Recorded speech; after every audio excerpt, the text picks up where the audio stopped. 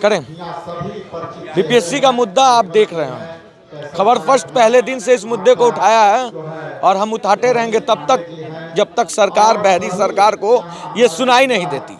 लेकिन सवाल बहुत बड़ा है कि अब ये मुद्दा महा आंदोलन का रूप धर लिया। ये पहले सिर्फ सत्याग्रह था, लेकिन जैसे जैसे ठंड का पारा डाउन हो रहा है वैसे वैसे अब बिहार की सियासत भी बीपीएससी को लेकर गर्म होती नजर आ रही है। कांग्रेस भी एक्टिव मोड में है, देख सकते हैं आज तमाम सभी बड़े लीडर आए हुए हैं।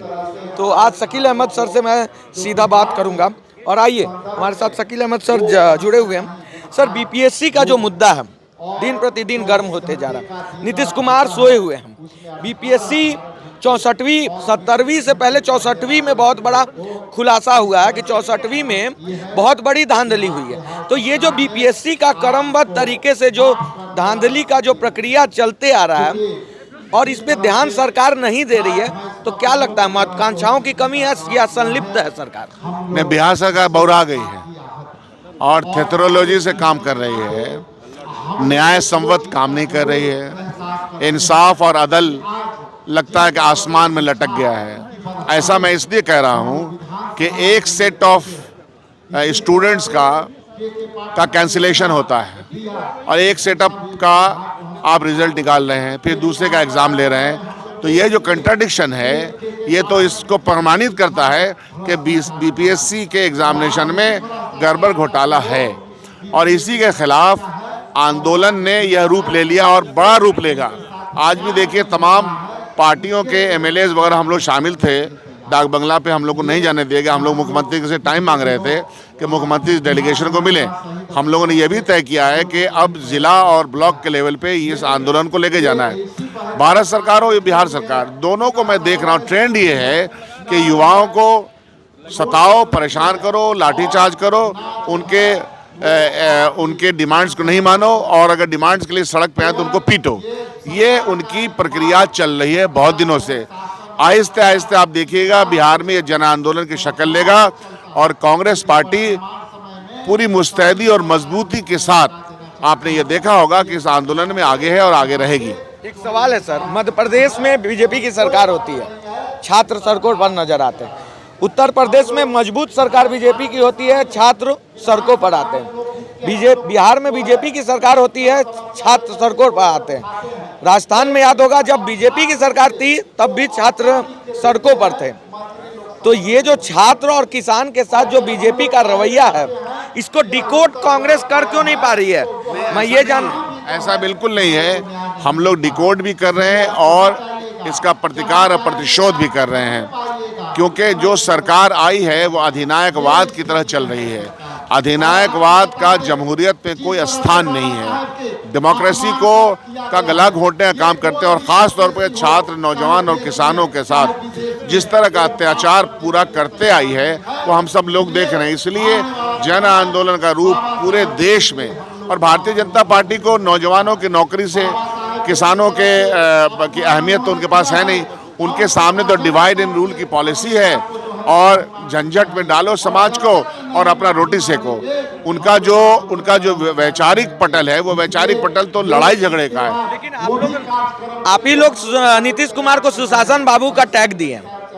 जब आरजेडी, कांग्रेस और जदयू का गठबंधन था तो यही कांग्रेस कहती थी कि सुशासन काले, सुशासन बाबू है। तो क्या संगत से गुण होता है, संगत से गुंजात? अब बांस फांस मिश्री एके भाव विकास बीजेपी के संगत से हो रहा है क्या? ये गोडसेवादियों के साथ चले गए। इस देश में वैचारिक लड़ाई है, गांधीवादी व्यवस्था या गोडसेवादी व्यवस्था। गोडसेवादी व्यवस्था को चला रहे हैं भारतीय जनता पार्टी और भारतीय जनता पार्टी के सहयोगी लोग।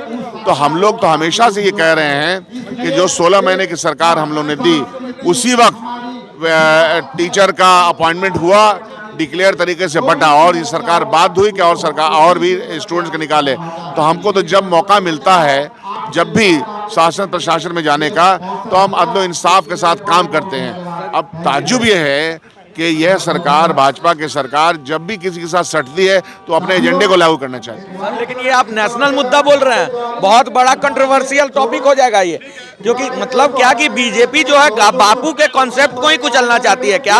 सत्याग्रह को ही कुचलना चाहती है बिहार में? देखिए, बापू की हत्या जिस विचारधारा ने की है लड़ाई उसी के साथ है। और गोडसे के ऊपर भारतीय जनता पार्टी का आज तक कोई बयान नहीं है। उसके इतर भारतीय जनता पार्टी कई मेंबर ऑफ पार्लियामेंट गोडसे की पूजा करते हैं, गांधी जी का प्रतिमा खड़ा करके उनको गोली मारते हैं। तो ये तो हर रोज देख रहे हैं। तो संविधान संवत बात करते नहीं।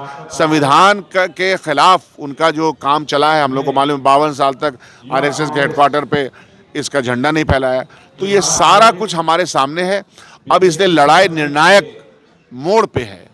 लड़ाई निर्णायक मोड़ पे है। लेकिन आखिरी सवाल मेरा ये है कि ये सच में बिहारी छात्रों के साथ कांग्रेस खड़ी है या फिर सियासी पारा गर्म है इसलिए? बिल्कुल नहीं। हम न्याय संवत बात के लिए आज़ादी के पहले और आज़ादी के बाद से जब कभी भी मौका मिला, जब कभी अन्याय हुआ है तो हम न्याय का परचम लहराते हुए आगे बढ़े हैं। देखिए और भी लोगों से हम मिलेंगे। और देखिए हमारे साथ युवा लीड हैं। आप युवा हैं और जिस तरह से युवाओं के साथ एक बार मैं थोड़ा सा जिस तरह से युवाओं के साथ बिहार में हो रहा है, आप देख रहे हैं कि युवा सड़क पर है।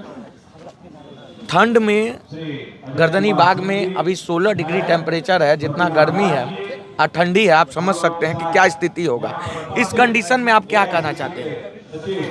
इस ठंड में इस तानाशाह सरकार ने बच्चों के ऊपर पहले पानी बरसाया, उसके बाद उसी पानी वाले शरीर पर लाठियां बरसाई। तो आप सोच के देखिए, जो बच्चे अपने हक की लड़ाई लड़ रहे थे, अपने आगे आने वाले भविष्य के लिए बिहार में गांधी विचारधारा वर्सेस गोडसे विचारधारा चल रहा है? बिल्कुल चल रहा है, बिल्कुल चल रहा है। और इमरजेंसी में जब आप देखें कि 80,000 लोगों के ऊपर अरेस्ट वारंट थे, अब अगर आप मौजूदा सिर्फ बिहार राज्य की अगर आप संख्या देखें तो लाखों में है जब बच्चे अरेस्ट हो रहे हैं और लाखों के ऊपर अभी केसेस चल रहे हैं। तो आप कुछ भी अगर अपने हक की लड़ाई मांगेंगे तो आपके ऊपर मुकदमा कर दिया जाएगा। बहुत बड़ा सवाल है। मैं युवाओं से इस सवाल को जरूर पूछूंगा कि क्या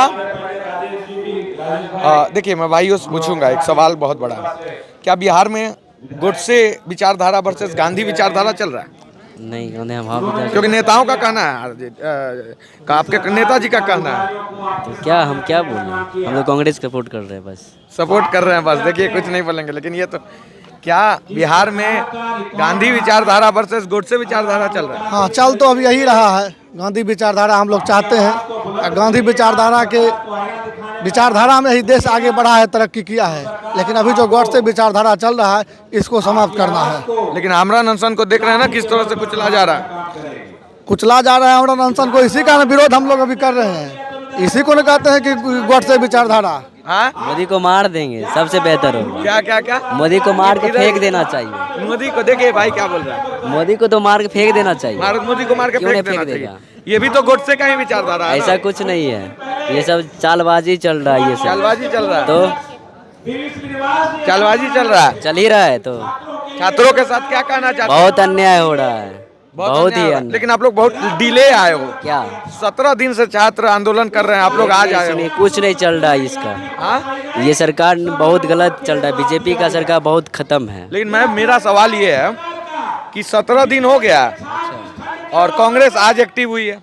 एक्टिव आज कैसे हुई है? आज से थोड़ी एक्टिव हो चुकी है, बहुत दिन से एक्टिव है।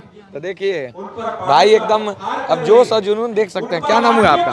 इंद्रजीत कुमार। हाँ, इंद्रजीत कुमार। इंद्रजीत जी, अब यही चलेगा बिहार में कि क्या बिहार में गांधी का विचारधारा चलेगा या गोडसे का? गांधी का विचारधारा चलेगा। गांधी का विचारधारा। लेकिन गांधी जी के विचारधारा पे भी बीपीएससी स्टूडेंट चले, लेकिन उन पे लाठियां बरसाई गई, वाटर कैनन से बरसात किया गया, केस किया गया।